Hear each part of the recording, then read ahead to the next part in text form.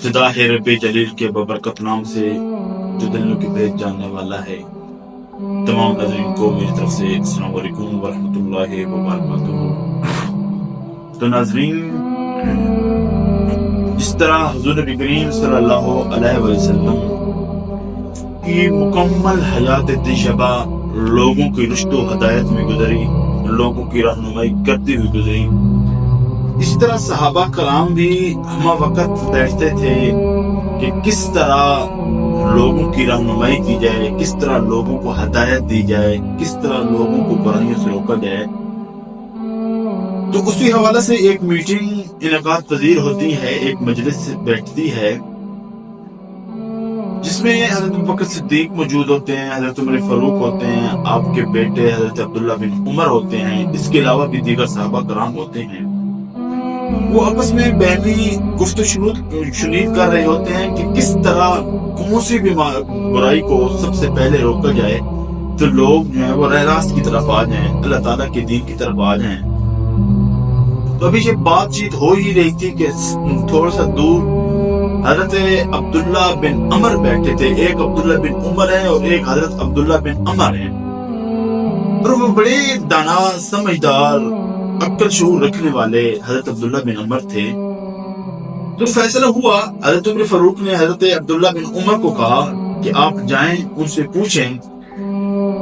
کہ آپ بتائیں کہ کون سا گناہ ہے، کون سی برائی ہے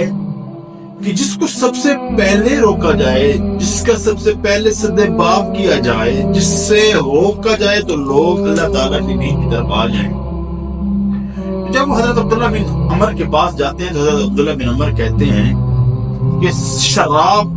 پینا چھوڑ دیا جائے، شراب کو حرام قرار دیا جائے، شراب سے منع کر دیا جائے، کیونکہ سب برائیوں کی جڑ جو ہے وہ شراب ہے، اور شراب کو ام الخبائث کہا جاتا ہے کہ تمام خباثتوں کی جڑ، تمام خباثتوں کی، تمام غلاظتوں کی، گندگیوں کی جڑ ماں۔ تو جب حضرت عبداللہ بن عمر واپس آتے ہیں، کہتے ہیں کہ جی انہوں نے کہا کہ شراب سے منع کر دیا جائے، تو حضرت صدیق اکبر اور حضرت عمر فاروق کھڑے ہوتے ہیں، کہتے ہیں کہ ہم خود جاتے ہیں، ہم خود ان سے پوچھتے ہیں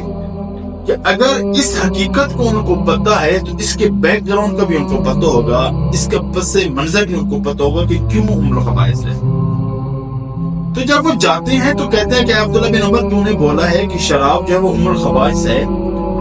تو ذرا ہمیں اس کے متعلق بتاؤ کہ اس کا بایو ڈیٹا کیا ہے، اس کا بیک گراؤنڈ کیا ہے، اس کا پس منظر کیا ہے۔ تو حضرت عبداللہ بن عمر کہتے ہیں کہ ہم حضور نبی کریم صلی اللہ علیہ وسلم کے پاس بیٹھے تھے تو سوال کیا گیا کہ سب سے بڑا گناہ اور بڑا برائیوں کی جڑ کیا چیز ہے، تو کریم آقا نے فرمایا کہ شراب جو ہے وہ ام الخبائث ہے، تمام برائیوں کی جڑ ہے۔ اور اس کو مثال سے واضح کرتے ہوئے آپ نے ارشاد فرمایا کہ بنی اسرائیل کا ایک واقعہ ہے کہ بنی اسرائیل میں ایک خوبصورت دلکش جوان ہوتا ہے، نوجوان این شباب کو وہ پہنچے ہوا ہوتا ہے کہ ایک لڑکی اس پر اپنا دل ہار بیٹھتی ہے، لڑکی اس کے عشق کے جال میں، اس کی محبت کی جال میں پھنس جاتی ہے، اور وہ غلط ذہن کے ساتھ چاہتی ہے کہ کب کسی نہ کسی طرح سے اس کا میرے ساتھ ملاپ ہو جائے۔ تو وہ اس جوان کی طرف پیغام بھیجتی ہیں کہ آئیں آپ سے ایک گواہی لینی ہے۔ تو جب وہ خوبصورت جوان تشریف لے کر آتا ہے تو اس کو ایک کمرے کے اندر داخل کرتی ہیں، پھر دوسرے میں، پھر تیسرے میں، حتیٰ کہ 7 آگے کمروں میں جب لے جاتی ہیں، مقفل 7 یعنی بند تالا شدہ کمرے ہوتے ہیں، تو اس میں کیا دیکھتا ہے وہ جوان کہ ایک اور مرد ہے جو بندھا ہوا ہے، جکڑا ہوا ہے، اور ایک شراب کا پیالہ پڑا ہے۔ تو وہ لڑکی کہتی ہے کہ اے لڑکے، کوئی گواہی شواہی میں نے آپ سے نہیں لینی، بلکہ میں تیری محبت میں پھنس چکی ہوں، ہاں تو میرے ساتھ غلط کاری کر، بدکاری کر، اپنا منہ کالا کر۔ وہ جوان کہتا ہے کہ ایسا نہیں ہو سکتا، میں نیک پرساب ہوں، متقی ہوں، میں گندے کام نہیں کر سکتا، ان سے میں دور رہتا ہوں۔ پھر کہا کہ اگر یہ نہیں کرتا تو اس مرد کو قتل کر دے۔ تو اس نے کہا کہ بھئی میں کسی ناحق کو قتل کیوں کروں، یہ تو بہت بڑا جرم ہے، گویا کہ کسی ایک کو ناحق قتل کرنا پوری کائنات کو قتل کرنے کے مترادف ہے۔ پھر وہ کہتی ہے کہ وہ شراب کا پیالہ پڑا ہے، وہ شراب پی، تو وہ جوان کہتا ہے کہ میں اس چیز سے بھی بری ہوں، میں اس چیز کو بھی اپنے نزدیک نہیں آنے دیتا۔ تو جب اس نے تینوں سوالوں کا انکار کرتا ہے تو عورت کہتی ہے ان تینوں میں سے کوئی ایک نہ ایک کام تو آپ کو کرنا پڑے گا، اگر تو یہ تینوں کام نہیں کرے گا تو میں بیٹھ جا کے شور شرابہ کروں گی، چیخو پکار کروں گی کہ اس نے میرے ساتھ زبردستی بدکاری کرنے کی کوشش کی ہے۔ اگر یہ معاملہ پیش ہوا تو پھر تو تباہ و برباد ہو جائے گا، تیرا گھرانہ بھی ذلیل ہو جائے گا، تو بھی ذلیل و رسوا ہو جائے گا۔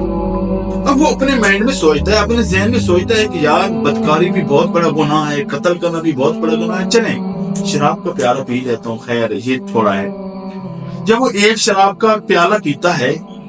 تو پھر کہتا ہے کہ دوسرا بھی دو پی لیتا ہے، پھر تیسرا بھی پیتا ہے، تو اس کے مائنڈ پر، اس کے ذہن پر غنودگی آ جاتی ہے۔ نشہ جب آتا ہے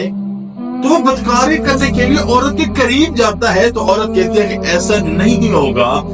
جب تک تو اس آدمی کو قتل نہیں کرے گا